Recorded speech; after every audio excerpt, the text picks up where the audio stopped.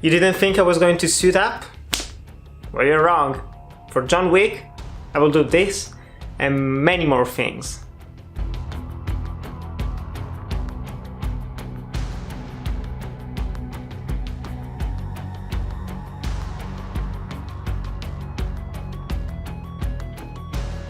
When I first saw The Raid 2 Brandel back in 2014, in the first half of 2014, I thought, wow, this is the best action movie I've ever seen. And over the years I've watched a couple that came close, movies like Mission Impossible Fallout, like Mad Max Fury Road, and I was loving them, but they still lack that quality of The Raid 2. That incessant tension, that constant building up on previous action scenes, the variety. They were excellent films, but they weren't The Raid 2. But in 2014, a new franchise started. We got John Wick, this very mid-budget action movie. It came and went with very little noise, but it became a cult classic. A lot of people started to talk about it. It got promotions in video games like Payday 2. And everyone's like, yeah, Keanu Reeves has become a badass again. And then in 2017, 2 years ago, we got a second chapter. And this officially became a franchise with also comic books and a lot of other things. And I was like, fuck yeah, this is pretty great.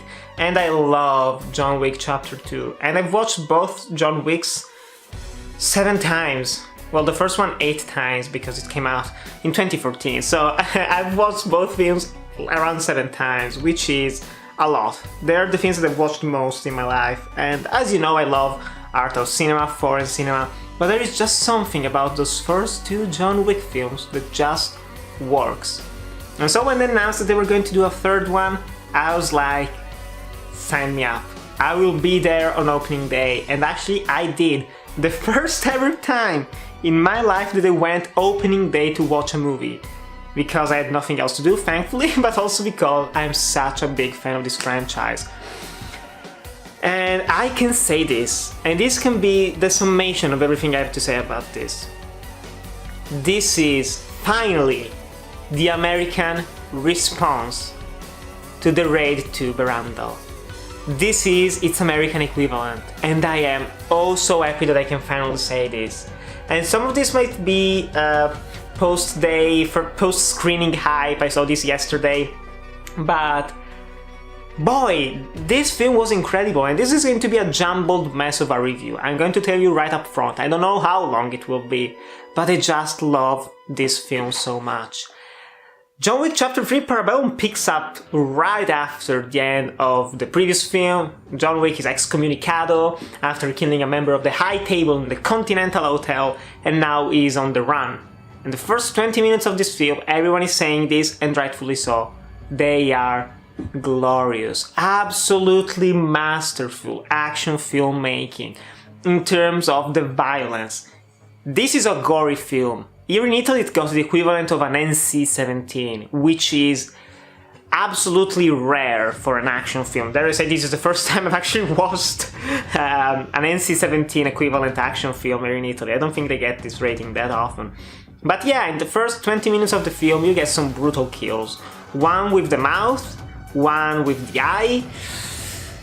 Gory stuff for sure, but this film goes deeper into the lore of the John Wick universe, of the High Table, and this is officially a fantastical movie. And a lot of people, which is just baffling to me, are complaining about the setting, which is just too over the top. Like, they were very weird right from the get-go in the first film, and the second one it was even weirder. So now, as we just started off with this film, we wouldn't accept it. But we've grown into this universe, so now you're just, yeah, I can believe that there are literally assassins everywhere and members of this underground society, which isn't even so underground. And the movie is slightly longer than the second one, but it felt longer, but I say that in the best possible way, because it goes in some very, very terrific directions. First of all, Stahelski is helming this once again. brilliant job, absolutely brilliant job.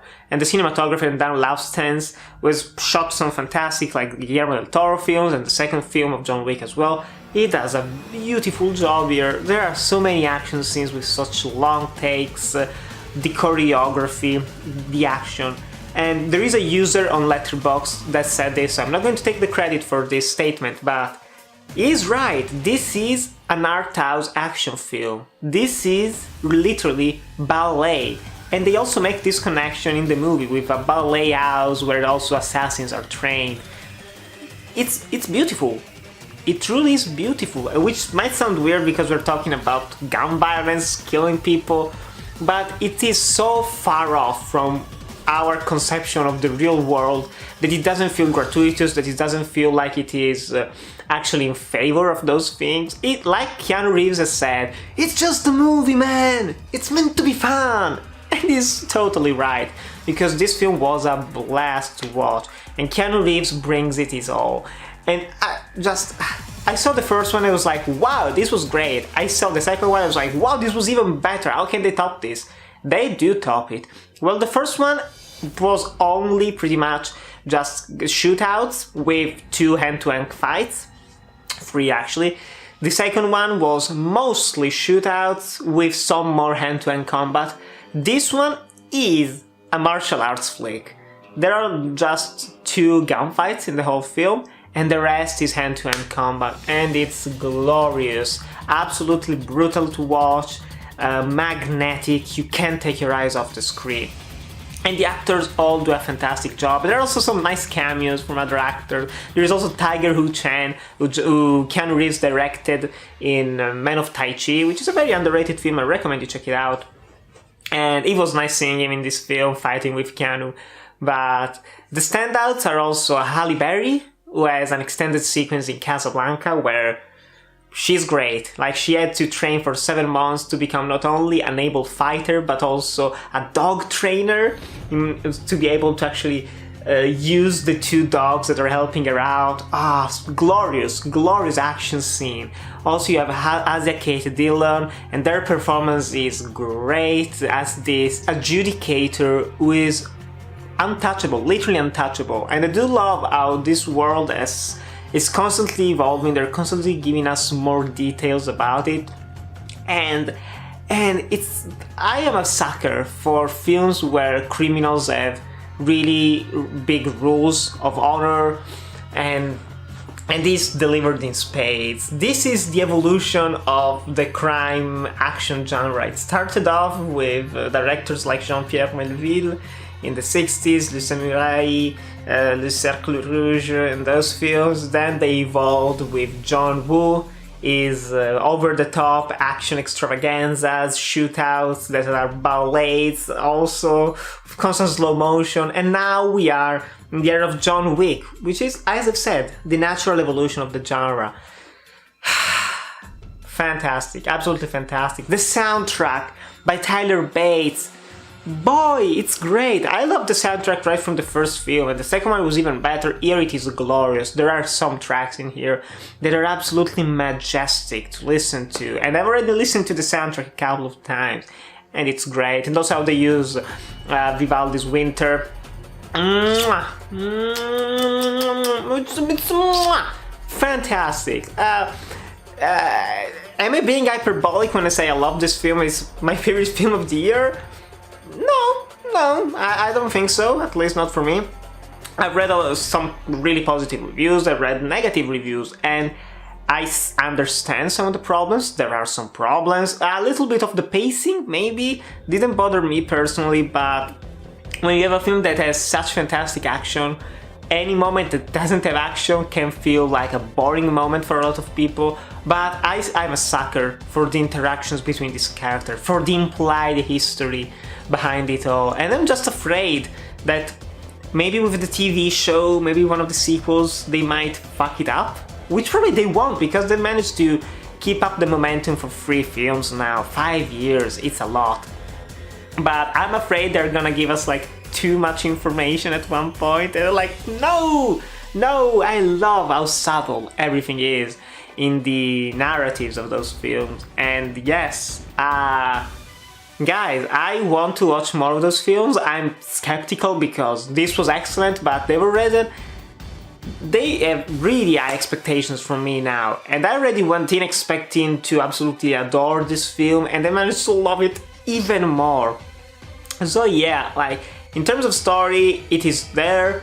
I'm loving this journey of attempting to change your life, attempting to change your past, but when you're able to only do one good thing, you can't really change as a person.